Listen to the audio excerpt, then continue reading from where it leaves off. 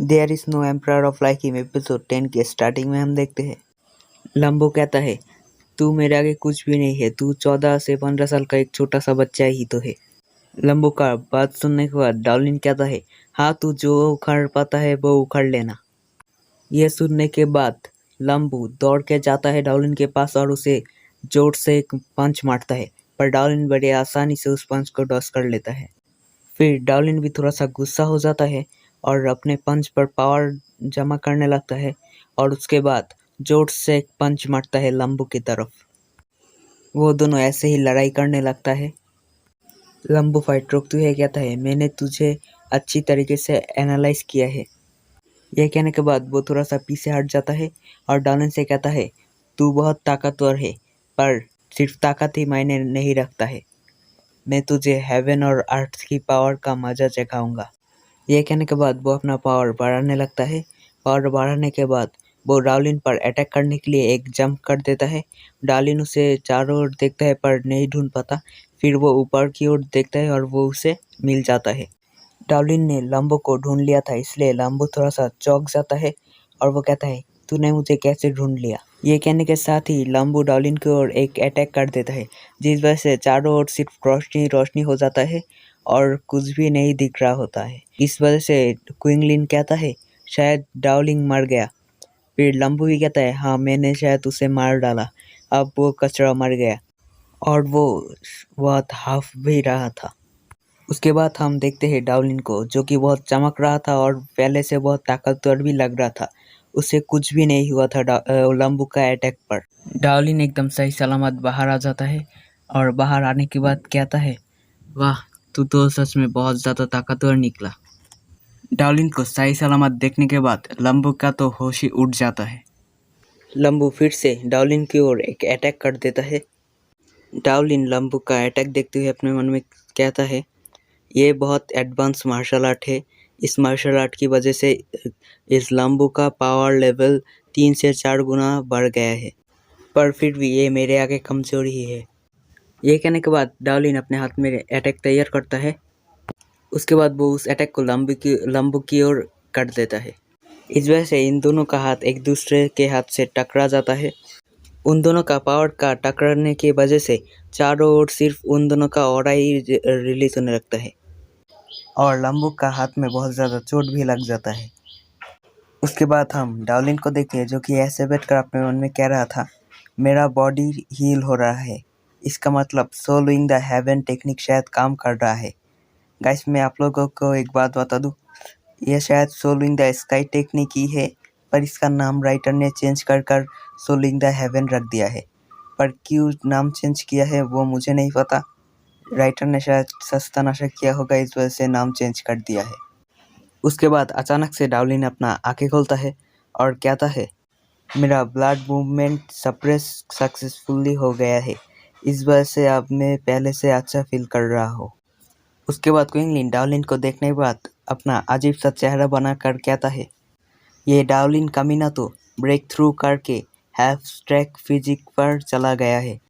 इसे परेशान करने का चक्कर में शायद मैं खुद ही परेशानी में आ गया हूँ। मुझे लगता है मेरा ट्रम्प कार्ड मतलब लंबू भी उसे अब नहीं रोक सकता।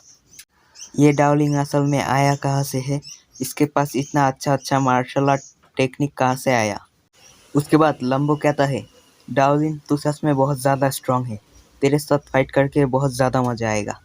ये कहने के साथ साथ वो अपना पीछे एक स्पिरिट वेपन क्रिएट करता है और अपने मन में कहता है ये एक टॉप क्लास का स्पिरिट वेपन है, इसके मदद से डार्लिन को बहुत आसानी से मैं मार डालूंगा।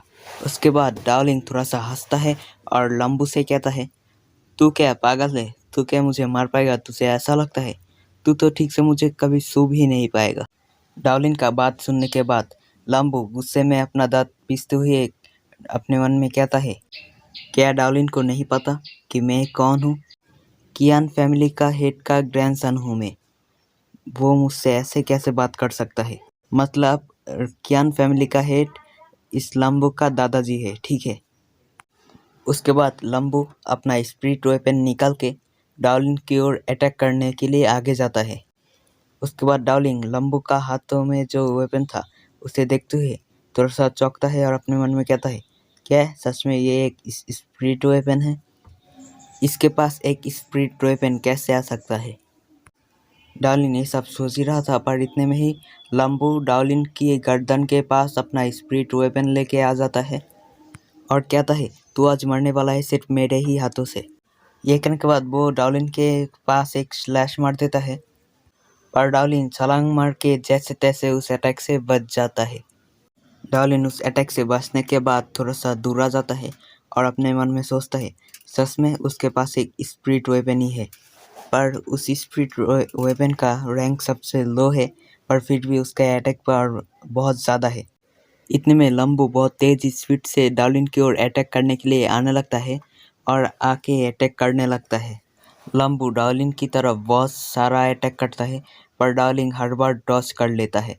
अटैक बार बार डॉज होने की वजह से लंबू बहुत गुस्सा हो जाता है और चिल्ला के डार्लिन से कहने लगता है, क्या तेरा फट रहा है ना मेरा स्पिरिट वेपन देखने के बाद?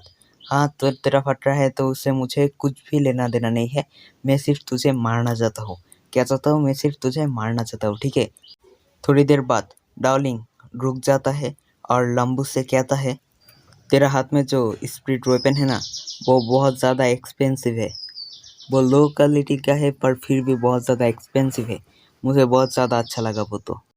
ये कहने के बाद वो बहुत तेज़ स्पीड से लंबू की तरफ जाने लगता है और लंबू उसे देखने के बाद कहता है, अरे तू यहाँ पर क्यों आ रहा है? तू यहाँ पर मत आ, नहीं तो मैं इस तलवार से तुझे मैं मार डालूंगा। ये कहने के साथ वो डार्लिन के गले पर अपना तलवार रखने जाता है, पर डार्लिन बहुत तेज़ होता है, इसलिए वो अब तलवार चाह के भी अच्छी तरीके से रख नहीं पाता। पर डार्लिन उसका हाथ को पकड़ता है और हंसते हुए उसका हाथ को पीछे मोड़ देता है।